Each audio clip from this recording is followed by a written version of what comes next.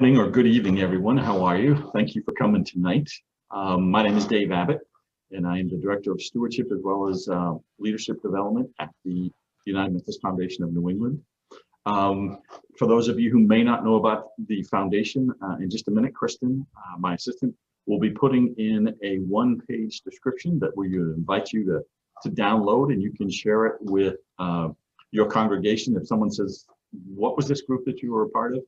A couple of things to know about us is that we are a separate 501c3. We work in partnership with the conference, but we do not receive any mission shares for our work.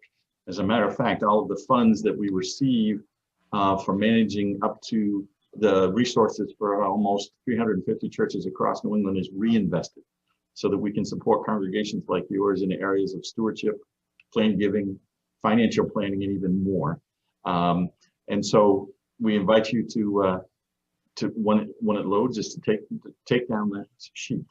What I want to do to begin our time together is I want to begin with a prayer, and then I'll introduce to you the Herb Taylor, who's going to be talking with us tonight. So if you would, whether you're comfortable staring straight into the screen, closing your eyes, taking yourself off the screen for a moment, let's just pray, shall we?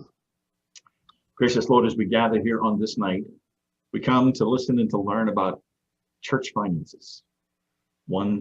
A subject that can create fear, anxiety, anxiousness, anger, but also can create beauty, ministry, mission, hope, healing, restoration, and growth.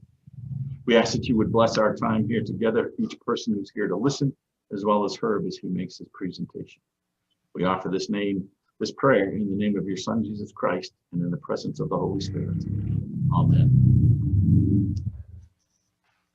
So just an introduction of sorts. In the background, Kristen Bergquist is my assistant, assistant director of the Foundation's IIE program, which is a pastoral leadership program, pastoral leadership development program. She'll be here as you're going through tonight and listening to Herb. If you've got questions, we'd invite you to use the chat to put those questions in there. We may at the end have time to ask people to take themselves off mute.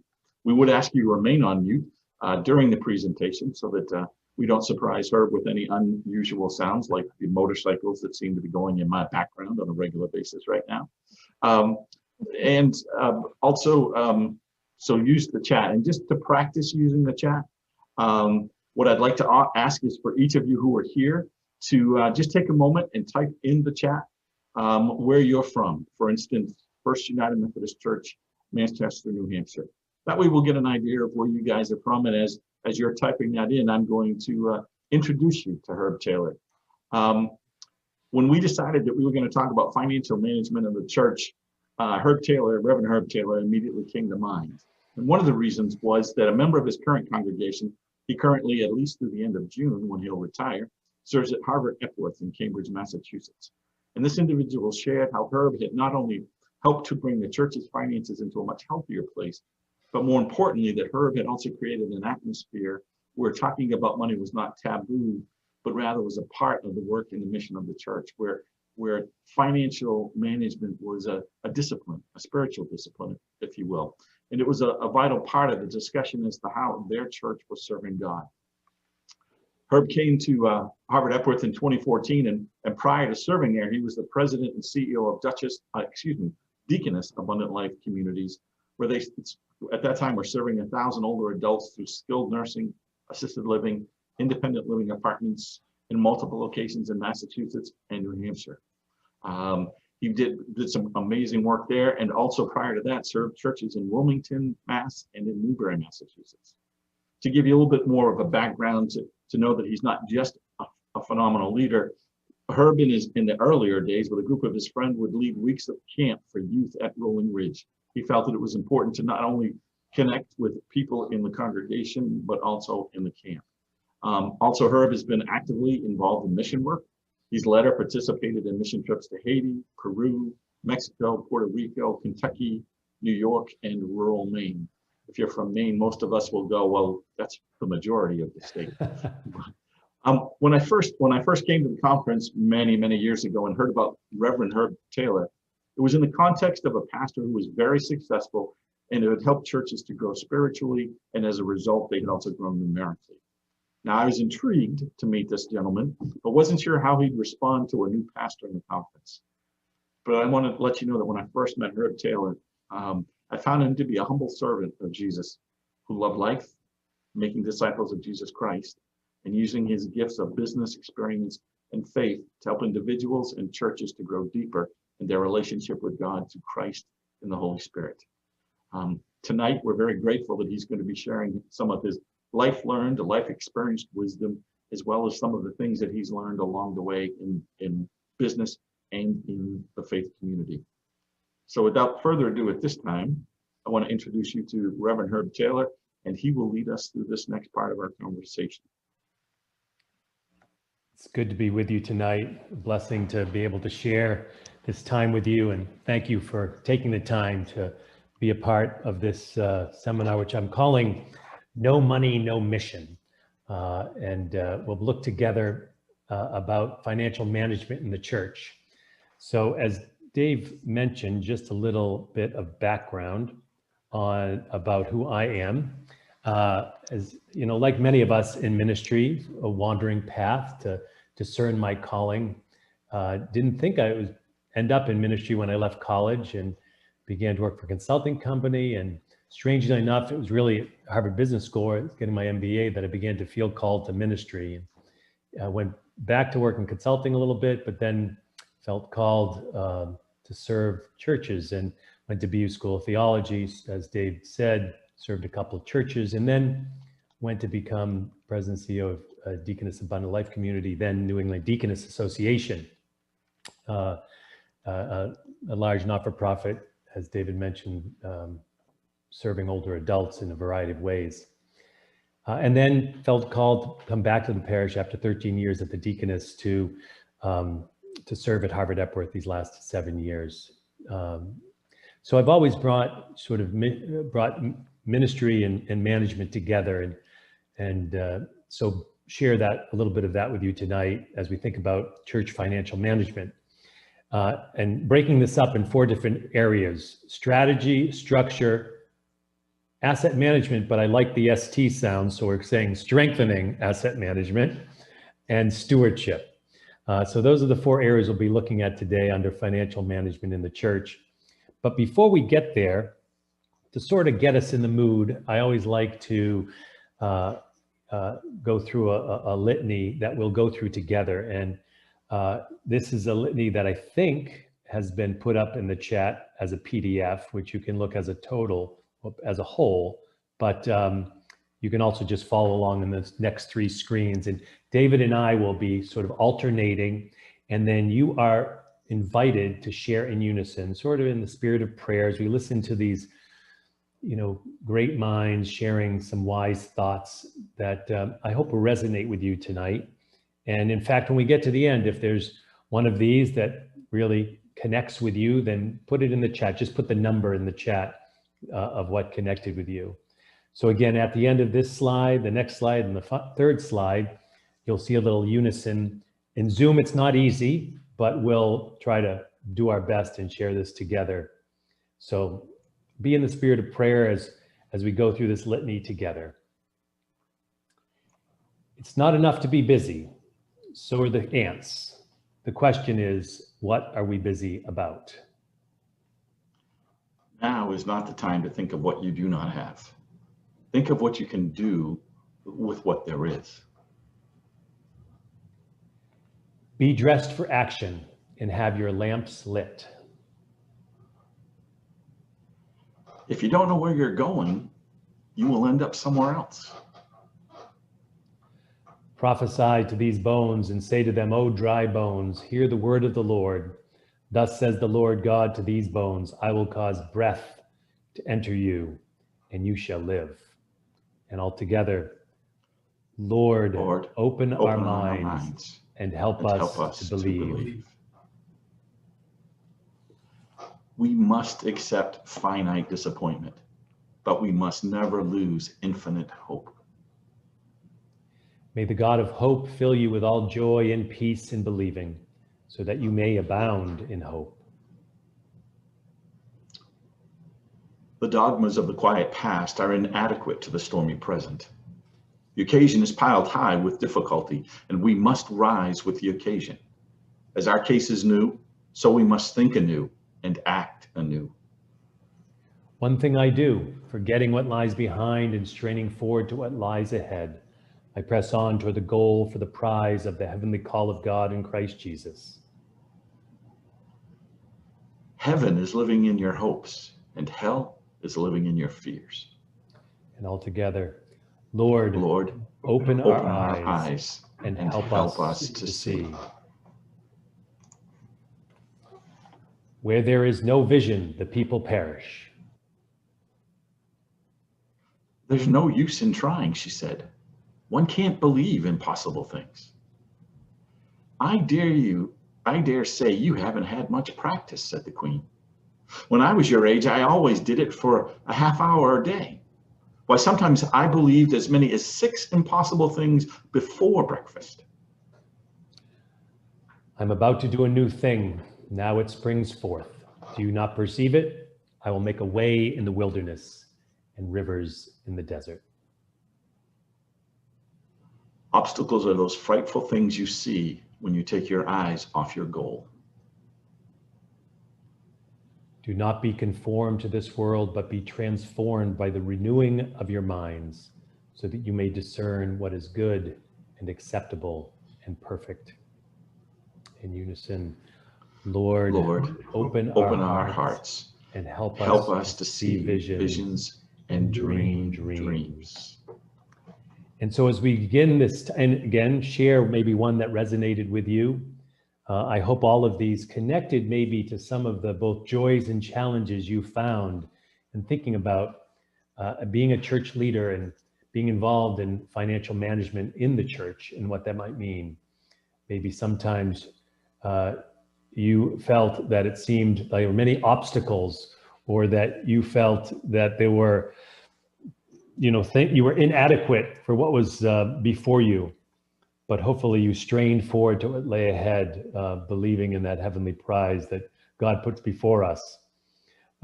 So we move forward, and here again, quickly, a little overview of what we'll be looking at tonight. One of the things I want to stress and sort of layer in this whole discussion is just how important vision and strategy, where the church is called, and where you as a leader in the church is called, and how financial management fits within that overall vision. So we're going to talk a little bit about that first, and then we're going to get to more practical considerations, thinking about how to make that vision a reality, how to make it happen, who would assist you in making it happen. We're also going to, as I said, talk specifically about asset management, thinking about what beyond dollars and cents your church has as assets to help as tools in ministry. And lastly, we'll spend some time thinking about stewardship, literally my favorite subject. And I know you get a chance in many seminars through the foundation to hear about stewardship, but because I truly believe it's the spiritual center of financial management in the church, we'll spend some time on that. So let's begin thinking about vision and strategy. It's an area within the church that too many clergy people and too many churches, probably many of us, spend too little time on.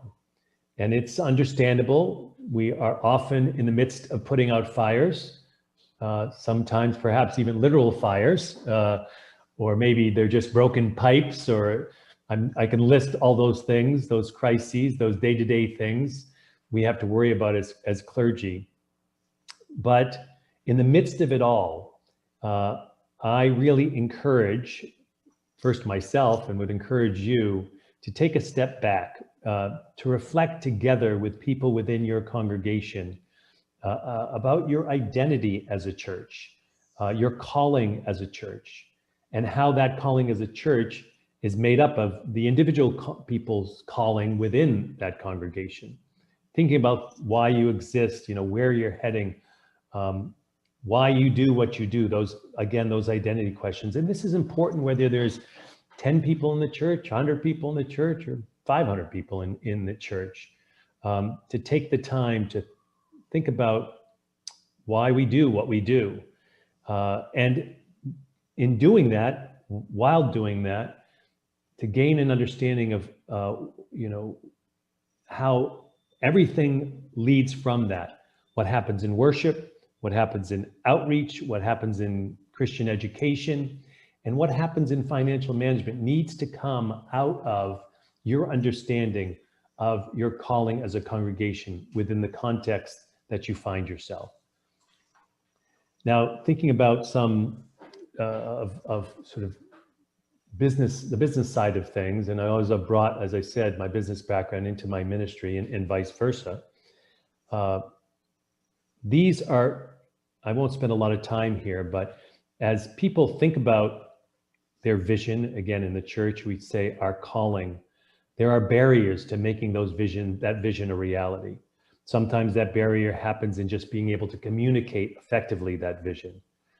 Sometimes it is that people aren't incentivized to follow that vision. Now, in the business world, you think of financial incentives, but in the church, you think about people aren't seeing how their individual calling is linked to the church's calling, how there's a connection there.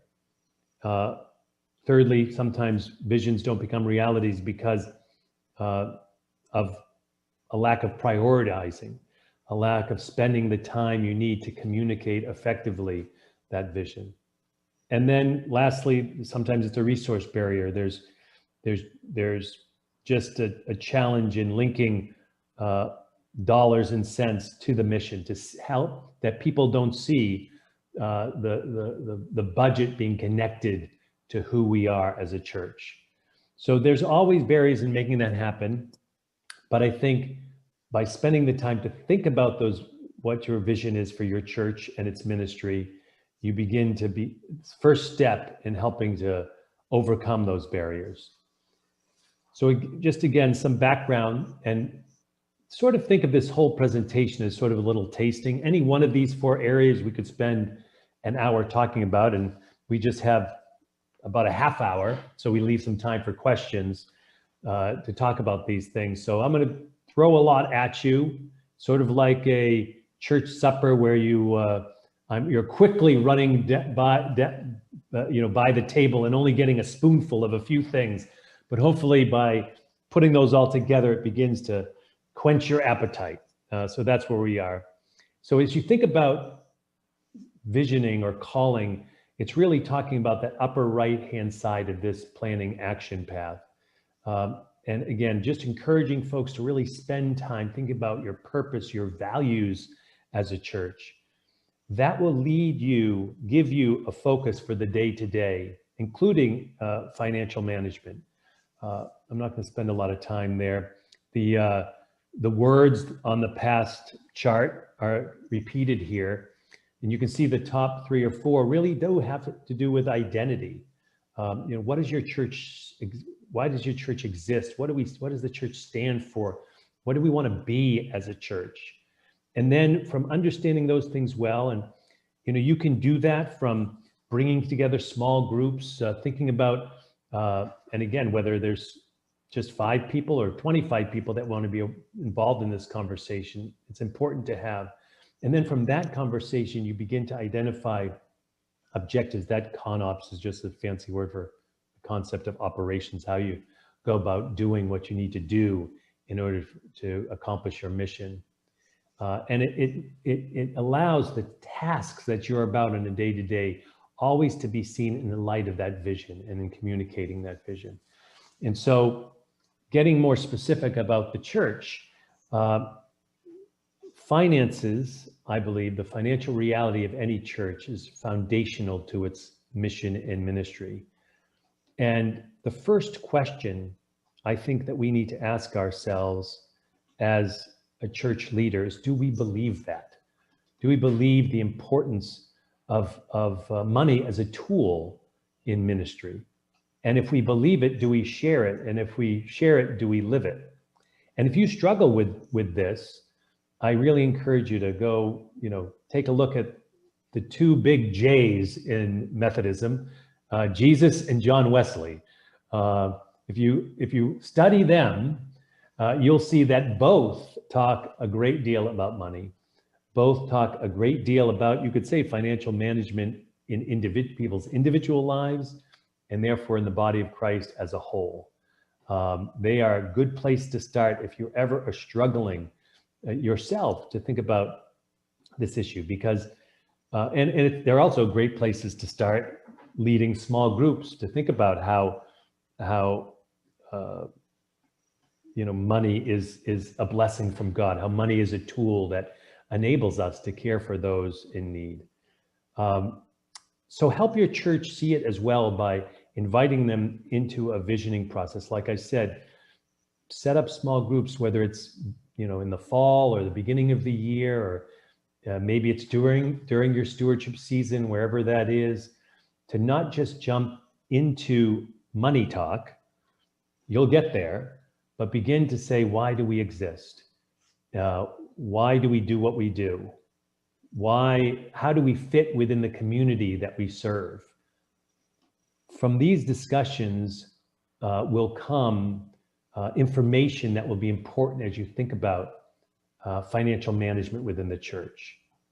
And obviously, stewardship is that essential component to financial management. To mission management. It's the bridge that leads people from just life to a life of faith, and reminds people to think about what it means to be called as a person of faith, and therefore leads the church to think about what it means to be a body of Christ alive today. What's the calling for your church? I'm going to share a few resources along the way, and one of them is this small book that some of you have probably seen and read, A Spirituality of Fundraising by Henry Nouwen.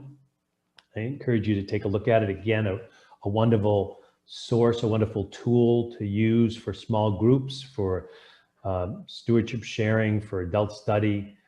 It helps to remind people about the spiritual foundation of financial management within the church.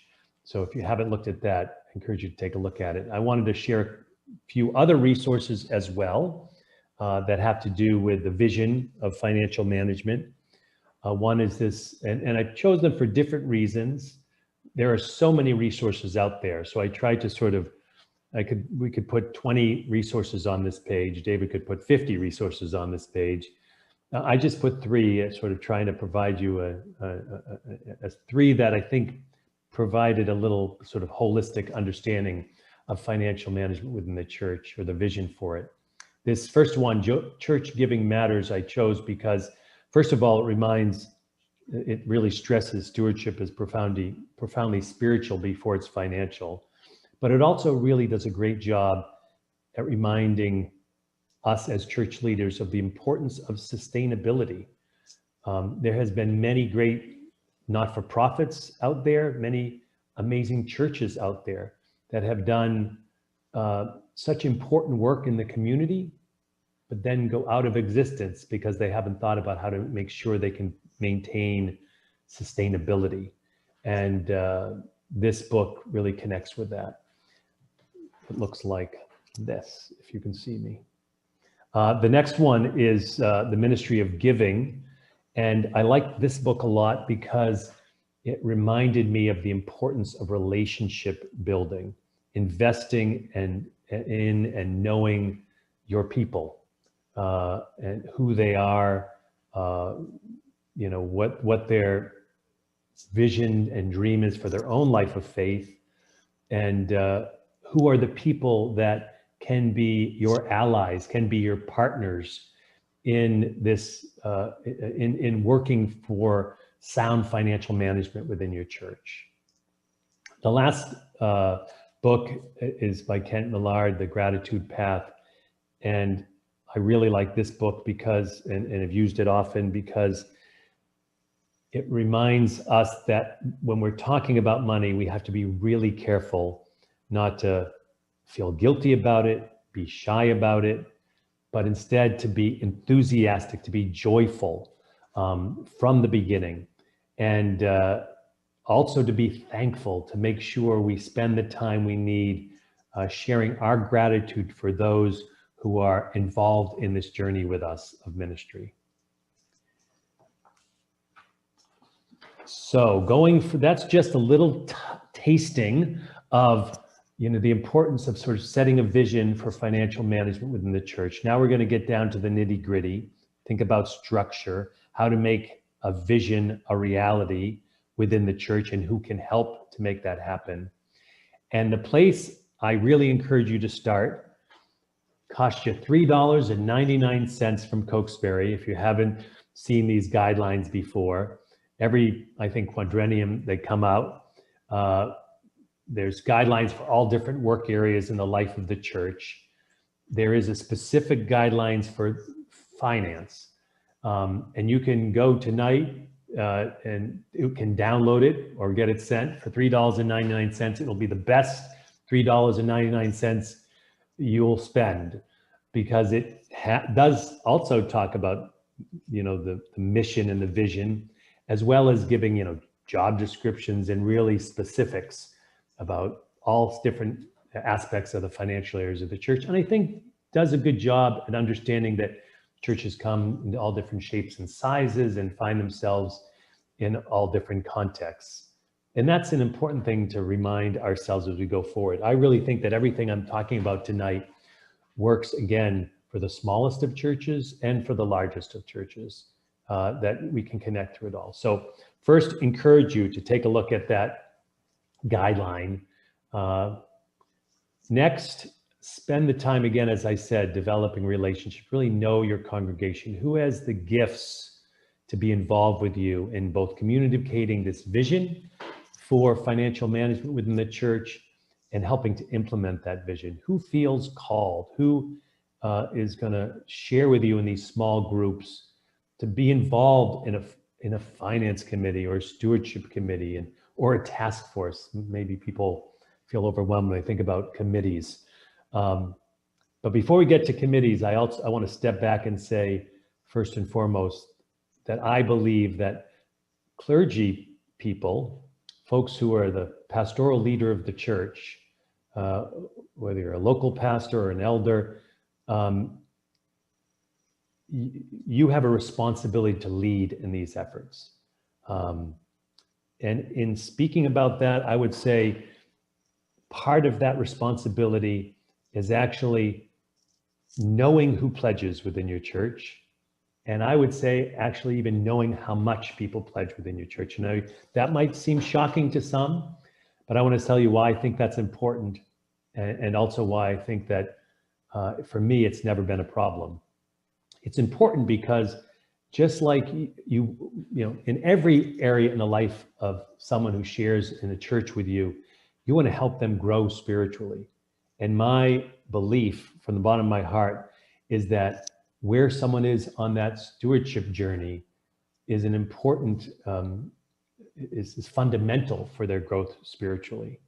So I've had times when I have, when I find out someone is pledging for the first time, and, celebrating that with that person, and just, rejoicing in with that person, this step of faith they're taking. I've also found out when someone stopped pledging. Now, oftentimes when I connect with someone who didn't pledge, they're like, "Oh, I forgot. I should have, sorry, Pastor." But there have been times when something's been happening in that person's life that they really needed a pastor to reach out and say, "What's happening?" Just like you might find out in a Bible study or in a pastoral visit of any kind. So very important, I think.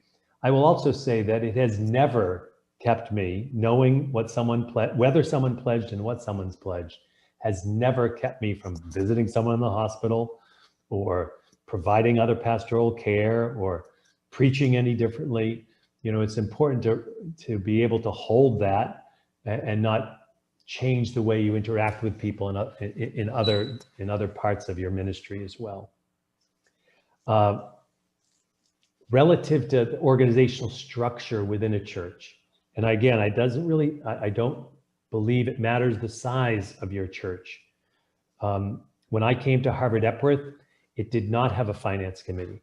It did not have a stewardship committee. It had an amazing treasurer, an amazing financial secretary, but there was no group meeting to think more broadly about the beyond the day-to-day needs of the church, making sure the bills were paid, which was happening, making sure the money was counted when it came in, which was happening. People thought I was crazy. Other clergy friends of mine, you're starting committees? What are you, crazy? Who wants to start committees? You've lost your mind. But starting those, and again, committees might not be the word for you, and maybe you don't have to make it a standing committee. Maybe it's just a task force, but having that group of people in the finance committee and also a separate group that was a stewardship committee, for me, gave me other folks, to bounce ideas off of, people who are going to share ideas, people who began to think about things like, how do we communicate on a more regular basis? I see that word regularity. It is not talking about your digestive tract. It's talking about being regular in your sharing about stewardship and about being transparent about the church's finance. It gave me a group to think about other opportunities to give. It's from this group, people smarter than I talked about, how people are using their phone and other ways to buy things and to conduct financial transactions, and how we need to be a part of that. So, different ideas for making sure we had the type of control we needed within the church. That and control, sometimes that word seems heavy-handed, overreaching. Control is not a dirty word, especially for us Methodists. It's important to be methodical. It's important to be connectional, and it's important to be able to keep track of what's going on in your church from a financial basis.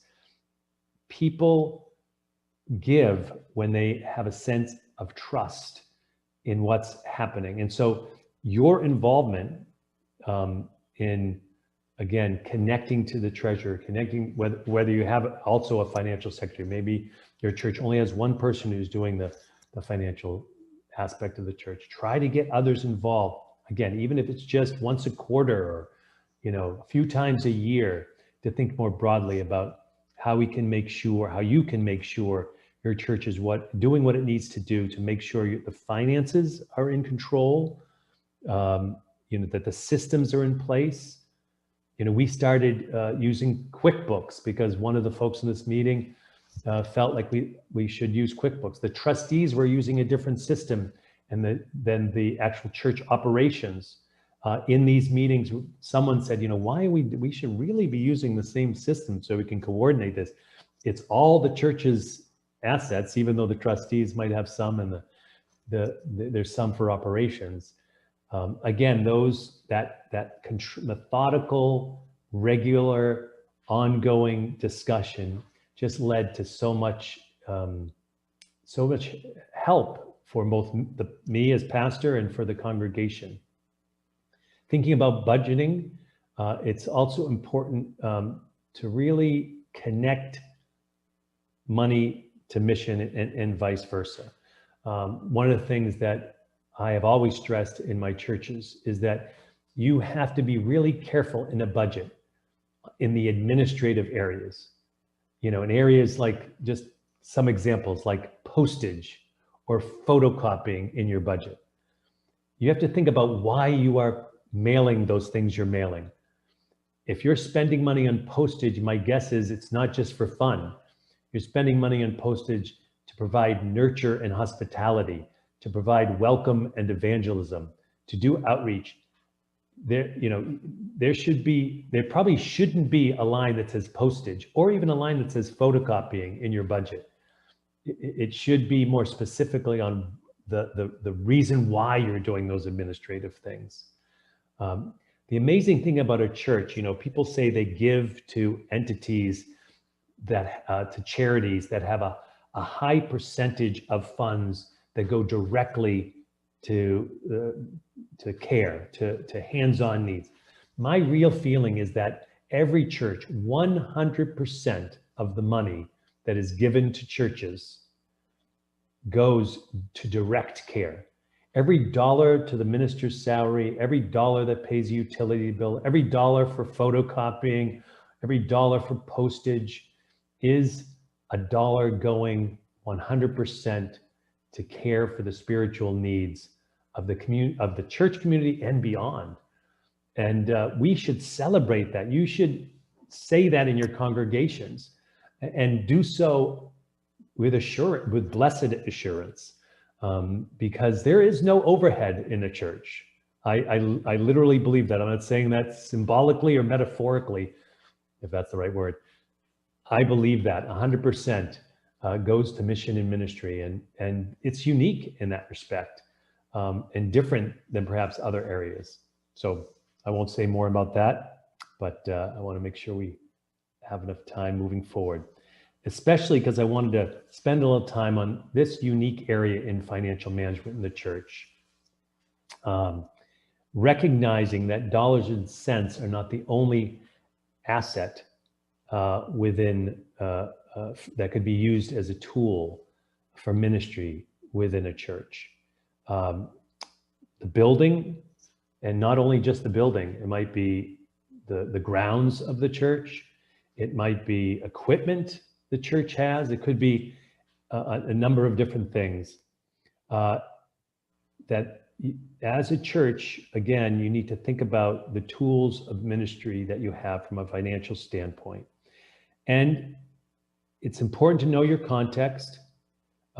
It's important to understand that some churches in some locations in certain times are going to have much greater possibilities than other churches in certain locations at certain times. There'll be more opportunities or less opportunities. But all you can do is think about the context you're in and say what opportunities are available for our church to manage the assets, to be good stewards of the assets that God has given us, and to use them as best we can for the ministry of the church. The way I like to think about is discovering the arc of the church's potential in this way. You know, how can you implement effective asset management within the church? The first thing to do is to spend time sort of assessing and analyzing what you have. You know, what rooms in the church are you not using? What are the needs in the community that you could potentially answer? Maybe you want to get other people involved in the community, talking with you outside the church, talking with you about how can our church be an asset for the community? And then spend, you know, after conversations like that, both within the church and in the broader community, begin to think about plans for how you might realize and respond to those needs. And part of what I'm saying is that so often churches might have folks who use their building, but I don't want to say a percentage, but it seems like the majority of times churches have received those people reactively. They have not said, you know, someone has just called and said, hey, does the church have any room for, and I don't know, a t-shirt shop? No, I'm just kidding, whatever it might be. I'd like to use your church. And the church is like, they haven't thought about whether whatever is being asked, is that fitting with the needs of the community, the needs of the church, is that the best way to manage the asset, to be the steward that we need to be of all the church's assets. So proactively begin to think before you get those calls, and maybe even then, instead of waiting for the calls, go find partners within the community and say, are you looking for space? You would fit perfectly. We think we have this opportunity for you. We think we're aligned with you. You know, think about ways you can, again, realize and respond to those needs. And then lastly, create and control a system within the church that is fair for all involved, that provides that you can effectively control what is the church's asset. The other ways churches get into trouble, I think, and this is true of any not-for-profit that has real estate, is that we want to be good guys and good gals, and we want to be giving people. And sometimes we give too much. We want to be fair. We want to maybe give a good deal, but sometimes churches, ask for $10 when the going rate's $1,000. And my advice is always to ask the person first, what would you, or what the organization, what would you be willing to share? What does your budget provide? And my guess is most of the time that number is going to be more than you would have suggested. At least that's sort of been my experience. And they're extremely happy. And you find a partner that connects. So be proactive, begin talking about this as a church. And again, I want to stress, in some contexts, the opportunities might be less than in other contexts. But, unless you begin to start talking about it, unless you begin to think about it together within the church and outside the church, you never know what's out there. You never know who's out there. And that includes, being involved in things you might not normally be involved as a church leader. The Chamber of Commerce, I got involved in the Harvard Squared Business Association, became a member of the board of the Harvard Squared Business Association. Not-for-profits are part of this. I learned so much about what the needs of the community were and what the opportunities were. But there are, whether it's Rotary or whatever the group is in your community, think about how you could connect with them and learn about what the needs are out there. Are there limits? Are there risks? Yes. I mean, obviously one is we all have to manage our time. This can become consuming. I know some pastors sometimes feel like they're building supervisors, building supers. So that you need to be careful with respect to that. And you need to be able to believe that the benefits outweigh the costs. You have to make sure you have good building use agreements. We don't even call them leases in our church. We call them building use agreements because we believe every building user, whether they're a recovery group, an NA, AA, or a school, or a group that comes in, a music group, that they are a partner. So it's not a tenant and a landlord. It's a building user, a building partner. You're gonna have a building partnership agreement, but you need to make sure those are effectively written. You need to think about to get help if you need, especially if it's a long-term contract. Make sure you get legal advice if you can. All right, now I get to my favorite subject. Think about stewardship, the starting and ending point of effective church missional and financial management. As you think about what your vision is, what your calling is for yourself and for your church, is it centered on what does it mean to be a faithful steward? Again, it's really about thinking about calling. Really thinking about calling leads someone to stewardship and then leads someone to financial management, personal financial management and church financial management. And how important it is to enable a dialogue to happen amongst people. As I said before, if you can put together a stewardship committee that will help you ensure that this is an ongoing activity, ongoing dialogue within your church, that's great. If it's just a group of leaders that get together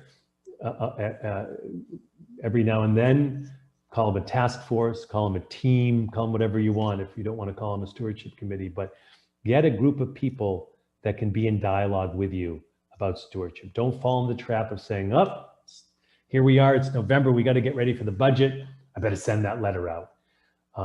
Get a group together that will develop a plan. Think about a theme. We've had a bunch of themes over the years. I'll show it to you on the next slide, one of the themes, and we'll talk about that on the next slide. But put a calendar together when you're thinking about the stewardship campaign. Think about how you can implement that calendar, and don't let it be condensed. Let it stretch out. Let it be a part of the whole calendar year. We have in our church a stewardship sharing that's an affirmation of faith that happens on the 5th Sunday of the month. So it's not every month, but it's 4 or 5 Sundays a year where we have a stewardship sharing, so that we just remind ourselves that this is an ongoing thing that people share. The other thing that's important is, again, that the clergy takes responsibility in leading this effort. Consecration Sundays are great, but you can't just get someone else to preach about money. You have to do it yourself. That it's okay to get someone else to preach about money if you've been preaching about it a whole bunch before that person comes, because your people are going to look to you and say, what does she think? What does he think about this? So you need to wade into those waters boldly, and invite people, inspire people to pledge. Don't be afraid about that. Remind yourself that pledging is for the person. It's not for the church. I say often to people, our church, it doesn't matter to the church if you pledge. It matters to you if you pledge. It will make a difference to you. If you do, if you see that and feel that and know that, then yes, the church will benefit. But don't do it for the church. Do it for yourself. And I think communicating that clearly and consistently is important. And make talking about money again a celebration. Don't be guilty. Don't be shy. Be excited. Be enthusiastic. And by being that way, you will find others who are strangely excited and enthusiastic about talking about stewardship. And I really encourage you to, in the inspiring inviting, is to see if there's a real partner within the church who might understand and have talked to you about the blessing they have felt by being a generous giver, by being by pledging to the church, the difference it's made in their life. And you think about what NPR and other groups do when they say they have matching gifts and the like. Maybe you can find someone that's willing to butt up $50 or $500 or maybe $5,000 and saying, for every first-time pledger, we'll give $50 or we'll match up to $100 or whatever the thing is that inspires people. And that's not a trick. It's not a scheme. If you and the person in the church believes that taking a step first, but that's someone taking a step to be a pledger, to make that commitment, to take that step of faith along the stewardship journey, will make a difference in that person's life, not only in that moment, but perhaps for the entire life in the future. You have to think about every way possible to make that invitation to begin that journey. And maybe there's someone in your church right now who'd be willing to help you by providing an extra little, arrow in your quiver that you can offer to people. And lastly, I just want to always encourage you to provide feedback, to get feedback, to continually thank people for being generous givers. I do a letter at the end of the year. I do a letter or an email at the middle of the year, sometimes just randomly saying, thank you so much for giving to our church, for being a part of the pledging body of our church, and listing all the things. And I'll just show you a few examples of what I'm talking about, what I've used in the past. Here is just a little FAQ that we have, and I think the PDF of this whole presentation will be included for you, so you'll have all this. But why pledge? How do I pledge? What is pledging? People wonder about these things, and sometimes we don't communicate them well. So this is often when we're in person, it was inserts in our bulletin at times, certainly during the stewardship season and other times. Just giving FAQ. If there's a new person there, this helps them know that this is an important part of the discussion within our church. I also oftentimes will include why we pledge to Harvard Epworth. These are real life statements from people who I've asked, why do you pledge? And, you know, during the stewardship season, I will have a different person for like this 3, 5, 6 weeks before Stewardship Sunday. Sometimes multiple people each of those Sundays get up and share why they give, have those personal testimonies. So it's not just me sharing that. And there's a few examples, but again, this is either bulletins or something we send out. You know, inviting people along the journey of faith. This is a step chart that have used all the time in my ministry. Inviting people to to take the first step, wherever it might be, and then also inviting people to take the next step along this journey, you know, pressing forward to the heavenly call, as Paul writes, the Philippians. You can see here that the theme for this season, this past year, united in hope, gathered in spirit. We've had other themes like, and sometimes they're corny, you know, we had knit together, where on Stewardship Sunday, we gave people, each person who pledged a square of a quilt, of a piece of fabric. And when they walked away from putting their pledge in the basket, they tacked it up, and we made this quilt from these squares. We had pledging on purpose grows your faith. And if you think of pledging on purpose, that's P-O-P, pop grows your faith. And we had like themes of like these popping things, you know, giving to grow, stepping up to serve Christ, different themes that we've used that have been a benefit. Lastly, here's just an example of a thank you letter that I sent. This is, I guess, a couple of years ago, but I do this 2 or 3 times a year, either a letter, an email to every person who gives, no matter. There's a little difference in the letter for people who actually pledge, but I ask this, the folks who keep track of the money that comes in, every single person who gives to our church, whether they gave one $25 gift or whether they pledge, you know, $50 a week or $100 a week, I want to know every person who's given anything to the church. And I either email or send a letter to every one of them. In fact, almost unknowingly, you know, our DS came and I somehow must have dropped a check in, and he got a thank you letter from me, and called me like, "Why are you sending me a thank you letter?" I said, "Well, you gave one time when you were here, so you get one. Maybe you'll give again," I said. So that's a quick, rapid offering of strategy, structure, strengthening asset management, and stewardship. 4 components for me that make up financial management in the church. Thank you, Harold. And if it doesn't matter which size congregation you're talking about here, these are simple steps and aspects of financial management in a church that will make a difference. And so I thank you. It's that we can put this to work in any of the various churches that we're in. Folks, we've only got a couple minutes left. We've asked for some questions through chat. You may or may not have decided to do that, but if you want to take yourself off of mute and ask Herb a question or ask me a question, you're welcome to do so.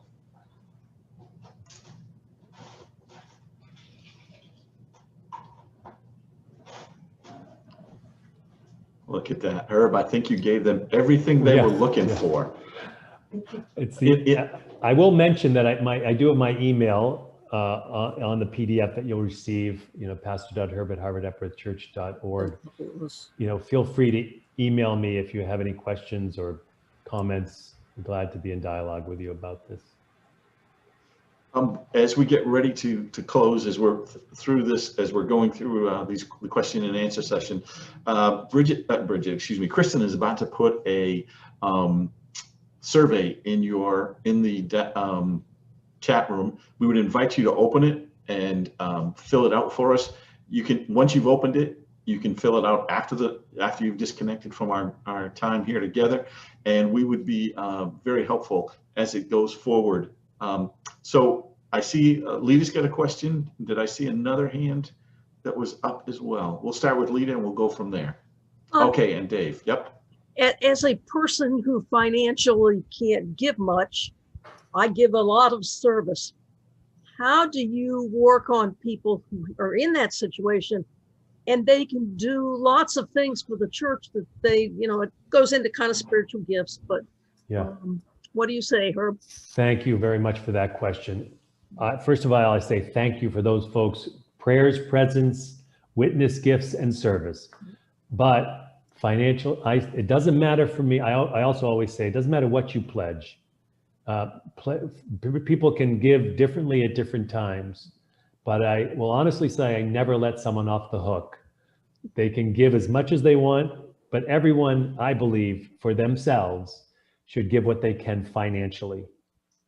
We celebrate in the same way folks who give of their prayers and their presence and their service, people who are reaching out to the community in all sorts of ways. Again, we're sort of not focusing on that, but throughout my ministry, and I'm sure yours, think about ways to celebrate some of these same things you could think about. And actually, as you think about your vision, again, sort of it all fun, celebrating those other aspects of the life of the church are important as well, but never at the expense of I believe, of recognize the importance of people giving financially. Because some people, and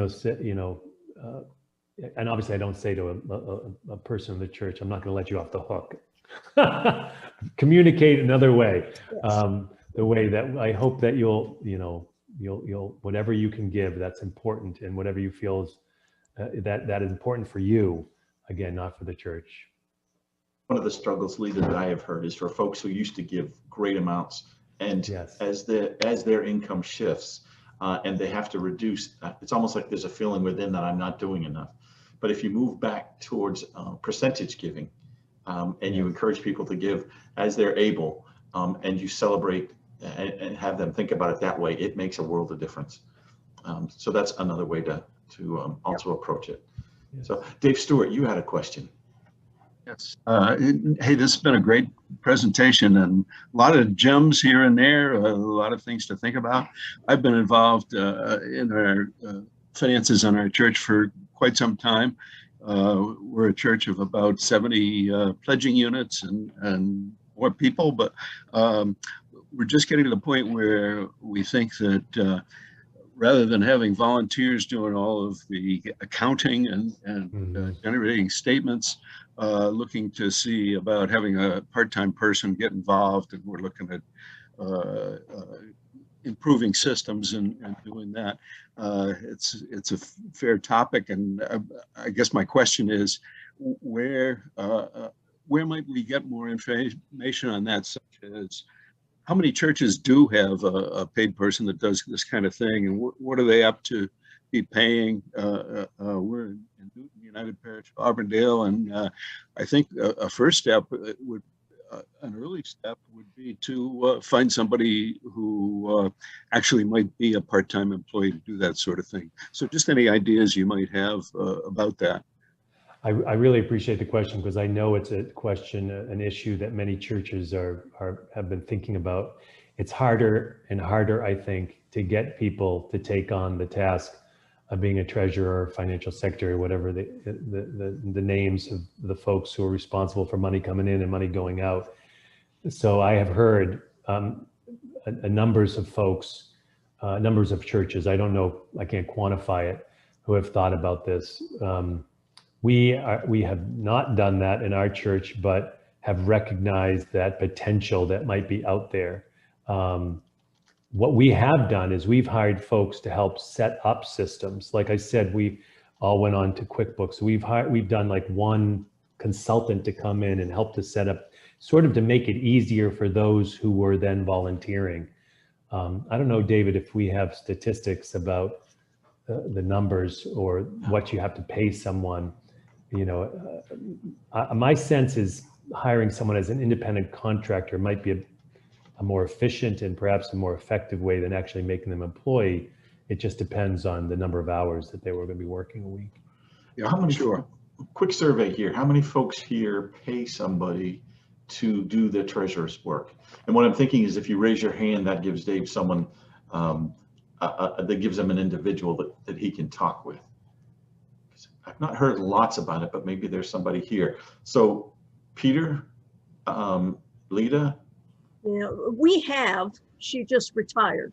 So now Okay. we've got a volunteer, but she became our church school chair as well as our treasurer.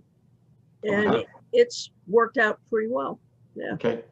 And And you have continuity of a different way and you have Mhm. more control. Good point.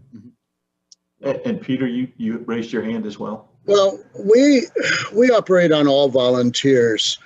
We have basically two paid people in our church. One's the pastor, and the other is our financial secretary, who makes no decisions, but is a whiz at keeping the books, kind of thing.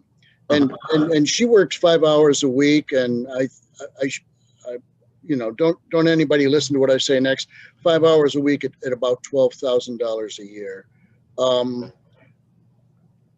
Enough All right. said, I guess. It's just, Yep. I think every church is different. Sure. I will Okay. mention that the one thing that I've thought about in this realm is that this would be the perfect thing for our connectional system to work well. Are there other United Methodist churches in your area that might be working on the same thing, or even other just churches ecumenically or faith communities in your area? Because, a bookkeeper could, find 3 or 4 churches and, it would be more efficient and effective. The sort of systems are the same, and they could develop it might be more attractive to someone, 4 churches giving 5 hours a week to have a half-time job for someone who's looking for that than 5 hours a week. Yes. Right. Well, folks, we're past our time. You promised that you would give us an hour, and we have done that. If there are further questions, if you'd like to talk to Herb, he's got his email in the PDF. And again, if you go into the chat and you can see where it says a document, a PDF document, click on that. It will open up. It'll ask you to save it to your computer, and it's safe to do so. And that'll have the information. We'll also have the PDF and this recording on the website within the next week or so, if you'd like to share it with somebody else. So if you take a chance to fill out the survey, that will help us as we plan our foundation forums a week every month. I think next month is where there's a will, there's a bequest, helping people with planned giving. Our Director of Development, Gary Melville, will be here and sharing that information. I want to say thank you to Herb Taylor for giving his time. And again, as I noted at the very beginning, for giving over 30 years of ministry. He's retiring at the end of June. And ministry, not just in the pulpit, but in serving people in a variety of different ways, just like all of you do. As you go forth, may your ministries continue. May you continue to feel the presence of the Holy Spirit, and may others be blessed because of what you do in Christ's name. Go in peace. Thank you. Thanks for being with us tonight.